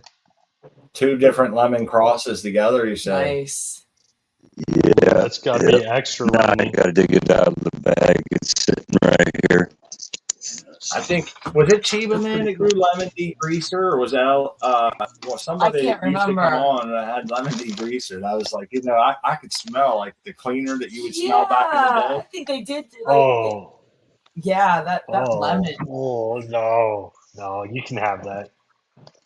Here it is. See, I Lemon love that skunk. Lemon skunk crossed with lemon Thai. I don't know of either one, but sounds really good. That sounds delicious. Yeah. Sign me up. Cheers, Guerrero. Noobs, Galaxy, Abolished, Sacred. Nice to see everybody in chat. Yeah. And be sure to, Wow. to Nice. clear your calendar for Sunday and come back and win some cool seeds. Hey, I'm gonna Lemon need some degreaser. seeds. I'm gonna need some seeds. I might nuke my tents. I might chop them. Really? Ooh. Start over, huh? Dude, I got seeds. Is that the 28-hour experiment then? Yeah. Okay. Fucking, they are the node 14 not interspacing. doing. Well, no, I think it's the fact that I cut the lights way back, but my node spacing is like 6 inches. That's I ridiculous. think we need some context here, and the context would be is that XYZ Vector had a pump failure while he was away, and he couldn't fertigate his plants. He only had like 2 gallons to last, what was it, a week or something? No, like 10 that. days. 10 days. Okay. Oh, that's So right. So he had to back his way down to avoid overtranspiration and feed them, or I should say fertigate them a lot less than they really was getting. And he tried to like limp through, which was in my opinion, a wonderful game plan. That was a great approach to a major problem. But by the time he got home, and I don't want to put words in your mouth, but it seems like they stretched more than you wanted, and it might have got away to a point to where it's not where you seeing it through might just be a disappointment all the way to the end, and you kind of can see that now, Yep. That's exactly. You took the words right out of my mouth, Spot. Sometimes a reset's the best thing. When you was on Doc's show the other day, I even said like I would be upset if my plants were like that, not because at myself or what I chose to do or anything like that, just because I'm thinking I don't want to see these through, whether it's my fault, whatever reason, Doesn't matter. There's only so much time in a lifetime, and is it worth wasting my time on it? Throw it on the triple beam in your mind. That's what I do. Weigh it out, man. What you got invested so far, what it's going to take to see it through. You know what I mean? Sometimes at least another 30 days what it's going to take, which is about $70 roughly. Yeah, I just don't know, man, because I don't think the biggest loss to me is 30 days of starting brand new genetics from seed. Yeah. It might be absolutely fantastic, So you're using that 30 you're days. wasting your time. That's the most important 30. That's the most important trade-off. Do I want to trade 30 days of new seed growth to see these ones through and then have a shitty, hard time trimming, and the whole time I'm going to be upset and thinking this is not what me, XYZ Vector, considers a successful run and harvest, regardless of reason, Yeah. Oh, yeah. I mean, I'm not upset that I'm happy I pulled the plants through. They made it. But I don't like what they look like now. It's like somebody sat there and sprayed some growth hormone on it, just make them super stretchy. Check it out. Supreme Grapes in the chat. That's what I love about it. Noob Grows, hit me up. They got beans to share. I got beans I can share with you, man. And if you come back on Sunday, we all got beans. Yeah, you can win some beans, XYZ. Come back on Sunday. The only thing I'm lamenting about these beans is I paid for them, and I paid a lot of money. So it's like, that's the kick in the nuts. right there. Oh, the pain. Here's Yeah, Berk's pain for him sucks. Yeah. Well, sometimes reset's the best way to go, though, X. You know, that's sometimes reset is it. Yeah. You get that old girl out of your mind, focus on the new one. Yeah. Yeah, Did you sometimes consider win some, increasing? sometimes you lose them. Did you consider increasing your reservoir size? No, not really. No, because Okay, I it's just wondered. tailored for my. Well, here's my deal. If I increase my reservoir size, I mix less. And if I don't run my doser at least, a couple times a week, it starts screwing up. I see. Berkshire Air has a bubbles. good idea. If you really want to preserve these genetics, you could re-veg it and clone it. Yeah, I've got enough plant material to do that with. And you Yeah, could that's get a good idea. You could get a true look at the But it'll genetics take a under while. proper growing conditions from beginning I to don't end. care. You know? I would be starting How long off are from they in square flower? one. I mean, How long have they been in 30 flower? days. 30 of their days. Yeah, that's Well, let me ask It'll pretty take far. it'll It's take gonna take a couple while. months probably, but No, It'll take a that'll while, save yeah. them. Run Really? do another run while they're re-vegging. Well, the one that I took that was like a month in really took Oh like man, at least a month and a half before I put it back into flower, but it wasn't anywhere near like re-vegged. Okay. So it has to yeah, unflower before it'll start growing roots. yep, I don't Is know. that There's probably ways to do it better than I did, but yep. yeah, do some research. okay? It takes a while. Yeah, Yeah, that's a it does good take a idea, long though. time for it to unflower. But yeah, Well, I put that got, on the side burner. Run your own, regular run though. It's gonna take a yeah, long time. I got another tent in my office I could put these in, and Oh, there you then, go. but Perfect. I can't get water to them. Somebody have to run a hose out to it once a week to fill its reds. Yeah. But we did that for a year. Me and my roommate, we did that for a year. So Yeah. I mean, but yeah, that's a good idea. I think, or even if I take one tent and just keep it going, and take the other tent and just start over. Yeah, that works too. Yeah, I mean, So are you going to give up the 28-hour day? Yeah, because I think they got so tall. Because let's think about this: they had 14 hours of half the light. So I mean, they're getting enough light to grow a lot. They just weren't growing the way I wanted them to grow. right. So yeah, they had a Okay. lot of energy. They just put it in the wrong place. But Burke says the easiest way to re-veg is to plant the 1 gallon cocoa in a 5-gallon soil, and you won't hardly have to water them. yeah, there you go. Because you just got to keep the roots moist, right? Or Yeah, the stem moist.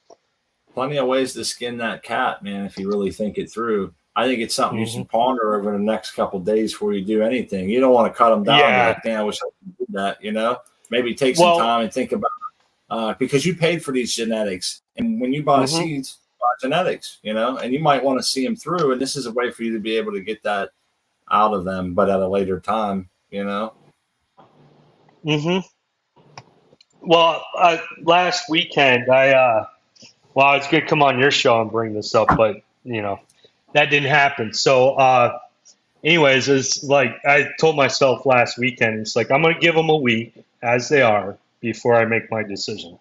Okay. Because I want to hear, I want to run by many people to see what they think, because they'll think of stuff I haven't. Like, yeah, re-veg them and clone them. Well, I think there's pros and cons to both ways. I mean, I can definitely understand someone's argument for saying, hey, dude, you're 30 days in, you had all that veg, you took the time to pay for the seeds, to set it all up. You have a lot of work breaking that all down and shit and starting it all back up again. So, I mean, there is an argument to be made both ways. I think it ultimately comes down to you and what you decide as far as what your yield's going to be versus investment, and how hard is it going to be to manage to grow the rest of the way? Well, and that's the thing, though, is I'm not going to be around to manage the grow. That's why it's like, because because Yeah. after next week I'm not going to be around again. So it's going to be like 2 or 3 weeks. So I have another question for you. Yeah. Do you have anything in do you have any redundancy in play so that you don't have this same issue again whilst you're out and about globetrotting? No, I don't. So you just swapped And out that's the a good relay? point. Was it a busted relay? No, it was a busted barrel jack. You know those little jacks you put into your laptop? Oh, you mean like a phone headphone jack? Yeah, basically. A headphone jack. Damn. Yeah, man. power jack. That's what broke. So your whole entire grow was hinging on a 38-cent headphone jack, and now look, man, all that money and genetics and everything. This is one reason why automation scares me, XYZ Vector. If I get there and hand water and look at my plants every day, I'm checking for bugs. Man, I got to tell you, when I tell people I hand water, I always like, they feel bad for me and shit. I'm thinking, you don't understand. I almost like doing it. I just wish I just don't have enough time to be there as much as I need to get proper growth. I don't mind hand watering, man. It's my time in the garden every day. I'd say maybe 7 out of 10 days I really enjoy it. Other days I'm like tired or I don't feel like doing it or just or he leaves it to me and I don't have the I mean I'm looking at the buds and they look like they just have swollen calyxes, but oops, they're actually seeded. No, Crispy, you'll learn. Just do it a couple more times. We don't, we never grew for seeds before. I try not to know what a seeded plant looks like all the time. Oh, here we go. Seed person. Yeah, that's just some beautiful plants for. Oh yeah. It's a seeded plant. This is a seeded plant. I couldn't tell. Yeah, see, like it was hard for me to tell, like some of them, even right here. Yeah, if I was standing there, I could tell. Yeah. And a little bit got over here. Uh-oh. On these. I don't care. That'll be a nice cross anyways. But yeah. I don't think too much up here. Boy, and then not much back here. But this one was right next to it. And it doesn't have any? Not a single brown Which crystal. way's your air blowing? Huh. Yeah. You'd think someone would get on the there. The male was right here in front of the fan. But all the pollen seems to have ended up down here.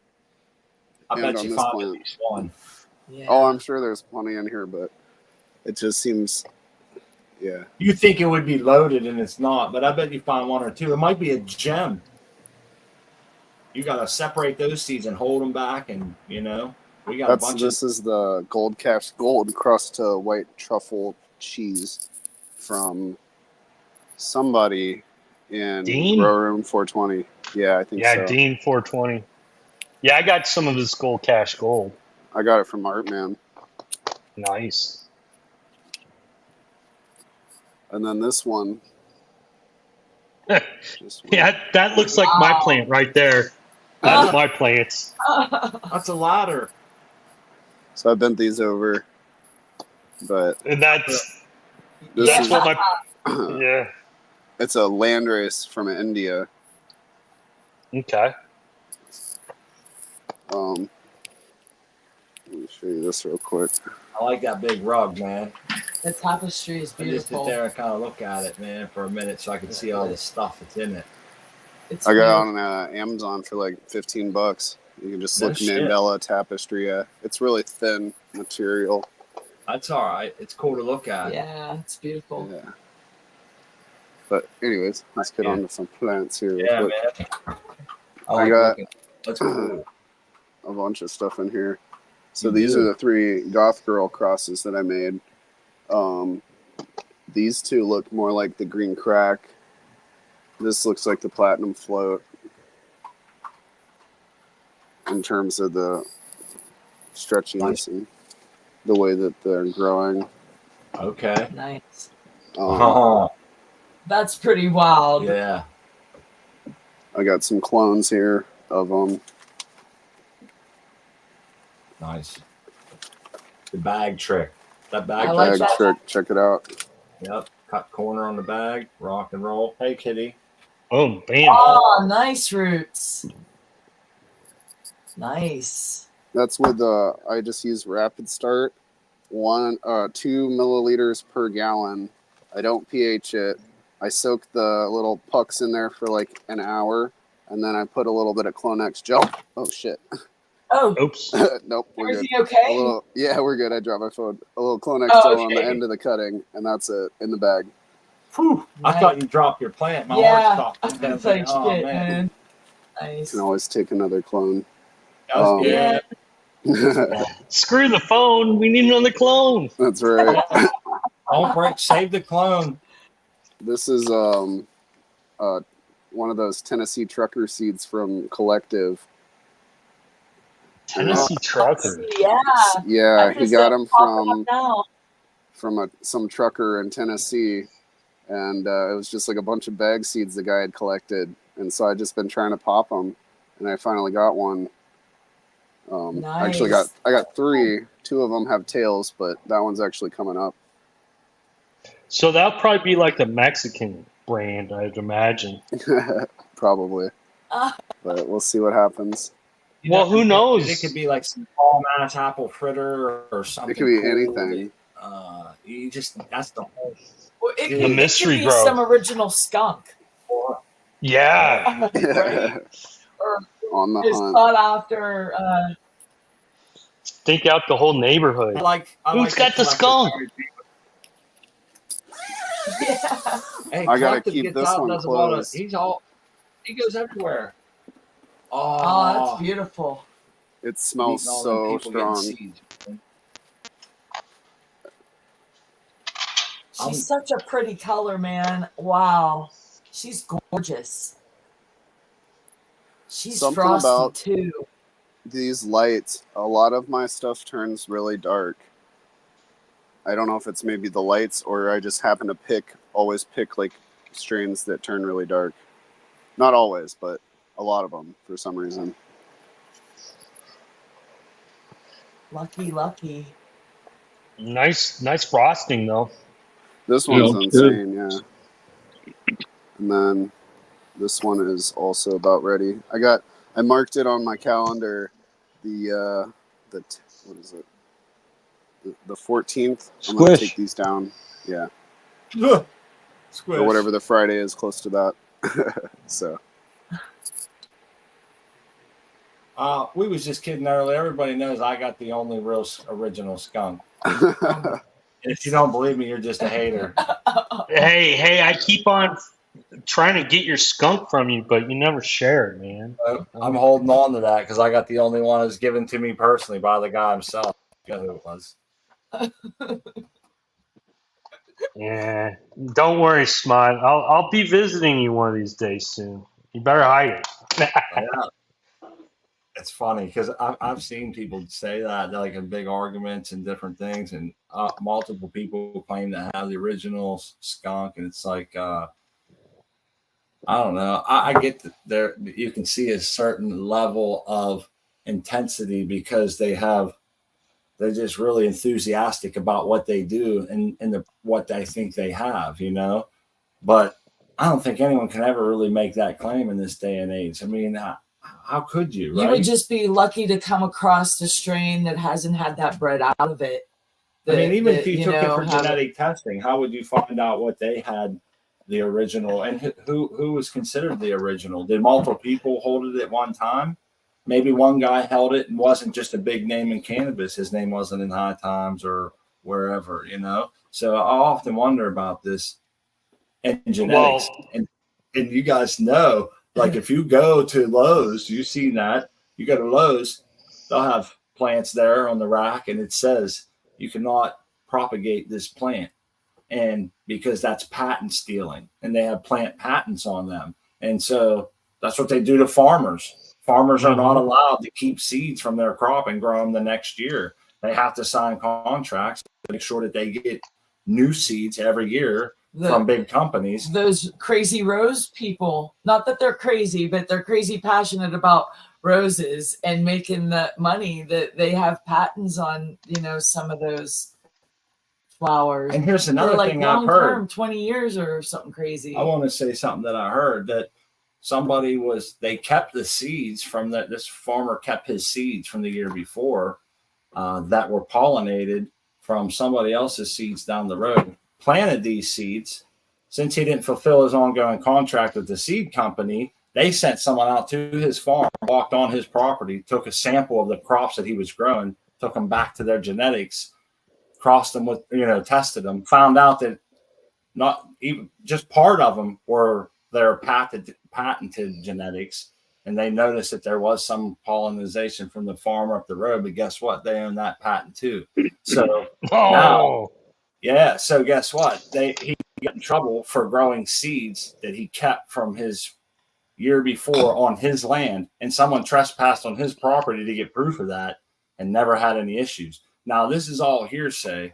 I wasn't there. I'm not that farmer, but this is an example that I heard. And some people are conspiracy theorists on make dumb shit up, but that sounded really freaking plausible to me. And I'm thinking, I definitely can see the government and Big C doing some shit like that. So I'm going to hold it as truth in my head until otherwise, Well, there's usually with all types of all those stories. What do they call those? The crazy people stories. There's a kernel of truth to them. So conspiracy theories. There's always a kernel of truth. I mean, if you sit down and think about that, that's crazy because farmers are the backbone of our society. Without our food, none of us are going to be here, right? It's one of the biggest things we need with fresh water and shelter.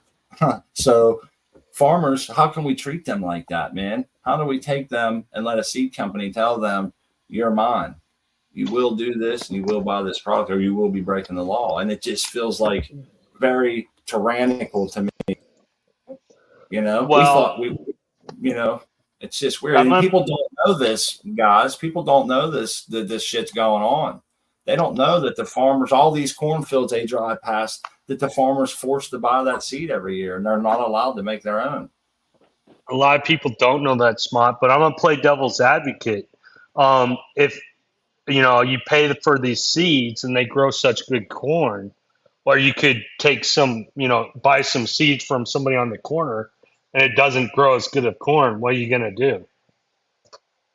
I mean, it sucks. I don't disagree with you. It sucks, but no, yeah, I get it. I mean, I don't know what's right and what's wrong, and I know there's gray areas in this. It's not like with the law, there's not gray area in other How much time and money did the company put into developing that seed? Millions of dollars. I'm not for them either. Yeah. It's just who knows? I understand. Other farmers should have I have questions too. Like, does the farmer have choices of different seed companies? Is there a certain length on the contract that he signed? So did he sign like a 5-year contract and in year 3 he starts growing their own seeds? Like, a lot of these plant patents only last so long. I think the longest plant patent that I read about so far was 20 years. After 20 years, and that's a lot of roses and a lot of shit like that from Lowe's and stuff will have a plant patent on it. Now, here's the thing, guys. If you buy a rose from Lowe's and you bring it home and you make a couple cuttings to give to your aunt and your grandma, no one's going to come kicking your door down. But if you grow a massive 8 greenhouses full of stolen genetics, chances are you're probably going to eventually get in trouble for it, So I think intent is a lot here, but I just think it just leaves a bad taste in my mouth regardless, and the whole farmer thing really leaves a bad taste in my mouth. Well, where it leaves a bad taste in my mouth isn't the fact that, you can patent a seed and say, okay, you can grow this seed, you can't reproduce it, but a contract saying, hey, before I give you any of my seeds, you guys sign a 10-year contract saying you're going to buy all your seeds for me. That's where it gets a little funky. Yeah. That feels like entrapment of some sort. It feels like a banana republic, almost like Haiti, They don't own the land, they don't own anything, and they're always being held down, man. And that's how farmers are. They need to do better. I think they can do better. You know what? This is coming from a guy who's a construction worker that grows a couple tomato plants and a 10 of illegal cannabis. So what do I know about milking ducks, man? Except you need a short stool. But this is how it looks. Yeah, this is how it looks. Small hands. Yeah, this is how it looks from a regular Joe's point of view.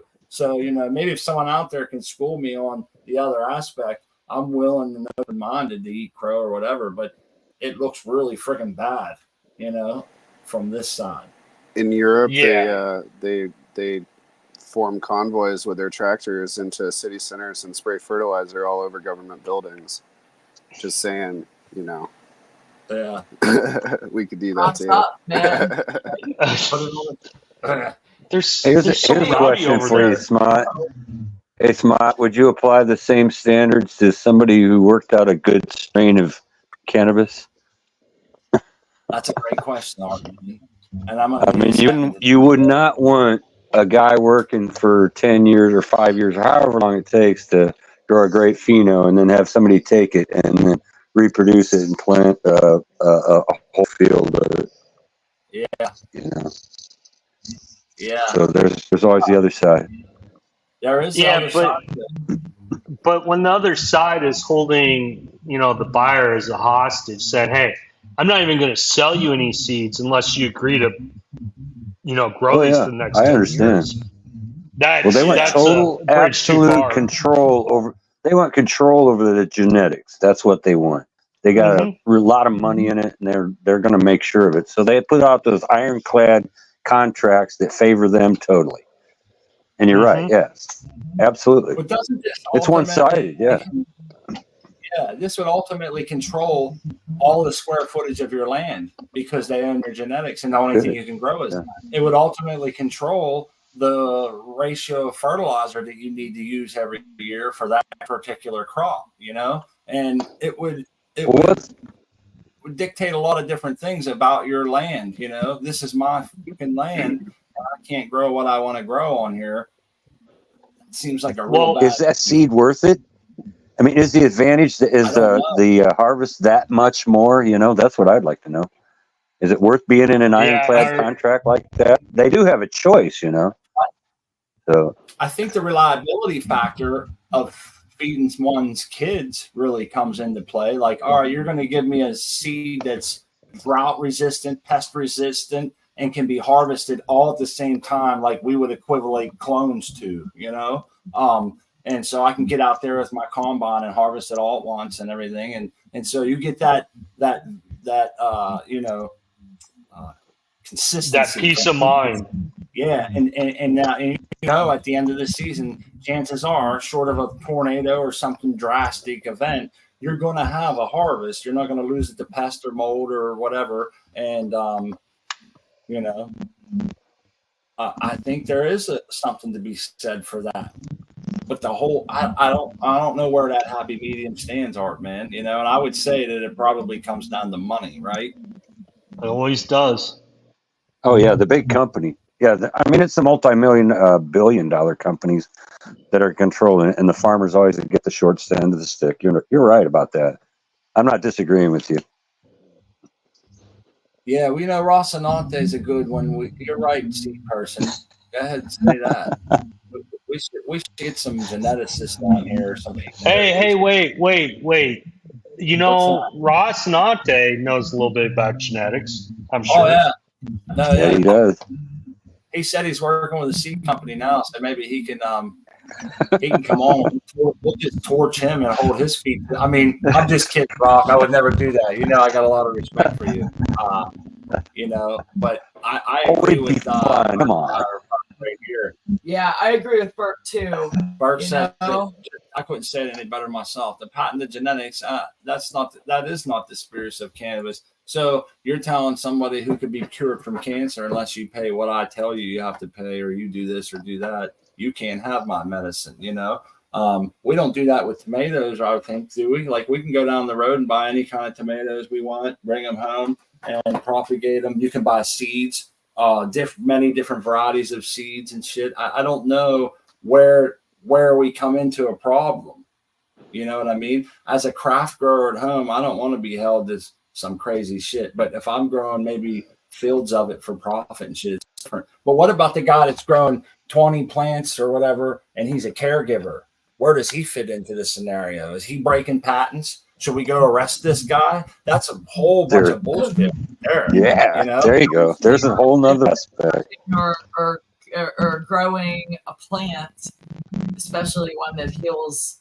It's ridiculous. It's just standing on your head upside down and looking at the world like upside down. But you know what, guys? This is how we find out the answers to this. It's by stimulating conversation and have multiple heads working on it. The whole chat. We got Ross and Latte and all these different people that we can fight on that have a little more knowledge. And this is how we get to conclusions, because I came into this with only one view. And after talking with everybody, we're looking at how many different scenarios that these patents would affect people and shit. And so I think it's good food for thought. We can pick it up on the next show. We definitely don't want to run over Uncle Rick's show. Wow. Yeah, 2 hours flew right by, didn't it? Yeah, time flies. Yeah, where'd it go? Hey, man. But we can go over some, make sure somebody remembers. Maybe we can get back on this and go over some of the pros and cons, what we see, you know, how money fits in, and how medicine fits in, and how it all comes together. And where would a happy medium be? Can it be found? Is it one of those things like politics where you almost can never find a happy medium, right? Right. It seems like there's always has to be a winner and a loser in a lot of this shit. It always ends up being us. So let's hope that doesn't end up the road that we're on. Sometimes it feels that way, but sometimes I think we also, because of cannabis and its history, we always think the worst, you know. And so I try to be open-minded, man, with polyploids and patents and whatever else we get into here on the show. And I love everybody for bringing up the good points and being devil's advocates and really being able to speak their mind and feel free. Yeah, good vibes with it too in a loving fashion. We appreciate everyone here for that in Rock. We got a couple minutes. Everybody can get their last sentences in and tell everybody where they can find you. And we can start with OK Jace. Yeah, OK Jace20 at Instagram. Thanks again for having me on the show, guys. Good hanging out with you. Seed Person, Artman, XYZ, Smart Crispy, and thanks to the chat. See you guys next time. See you around, man. Right on. Thank you. Right on, man. Up next, we can do Seed Person. Yeah, seedperson1 on Instagram or seedperson1@gmail.com. Also, I would like to shout out the Black Hoodie Alchemy podcast because I'm also part of that, and we do a lot of interesting paranormal psychology, esoteric stuff, so go check that out as well. And appreciate everybody being here, and it's really cool to be here on Wednesday nights again because I feel like I'm hanging out with my homies. Grow love, everybody. Hey. Grow love. Nice to have you back. Grow love. That's what it's all about. Artman's next on the list. Artman, 2 N's, 420 _ at Instagram. Remember, Sunday, it's the Hooli Grower Pack Seed Giveaway. So thanks for having me, and we'll see you guys later.